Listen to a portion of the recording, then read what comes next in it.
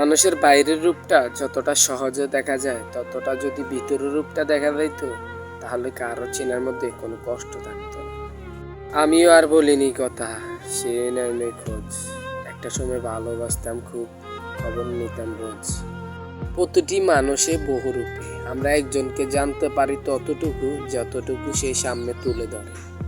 মানুষ পাথর হয়ে যায় তখনই যখন তার কাছে মানুষ অতিরিক্ত আঘাত দেয়। একটা সময় বলবি একটা পাগল ছিল, যে আমায় পাগলের মতোই ভালোবাসছিল। আমি ভালোবেসে কেঁদেছি আর তুই ঠকিয়ে হাসিছিল। একদিন তুই ভালোবাসা পাওয়ার জন্য কাঁদবি, সেদিন আমি অন্য কারো সঙ্গে হাসব। একটি সুখ মানুষকে বারবার হাসাতে পারে না, কিন্তু একটি দুঃখ মানুষকে আজীবন কাঁদাতে পারে। আমি যাকে আঁকড়ে ধরে বাঁচতে চেয়েছি, সে আমাকে ফেলে অনেক দূরে চলে গেছে। তুই পাশে না থাকলে আমার রোদেলা আকাশটা ভিজা অন্ধকার লাগে। মানুষ ভুল করে ভালোবেসে ফেলা যায়, তবে ভুল করে কাউকে বলা যায় না।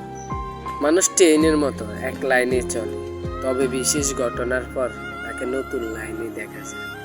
প্রতিটি দুঃসংবাদের সাথে একটি সুখ সংবাদও থাকে, শুধুমাত্র আমাদের দেখার চোখ নেই। আজকের ভিডিওটা এতটুকু পর্যন্তই, সময় কম তাই আর পুরো ভিডিওটা বানাতে পারলাম না। পরবর্তী ভিডিওতে আরও কিছু গল্প আছে, তা তুলে ধরব। সবাই ভালো থাকবেন।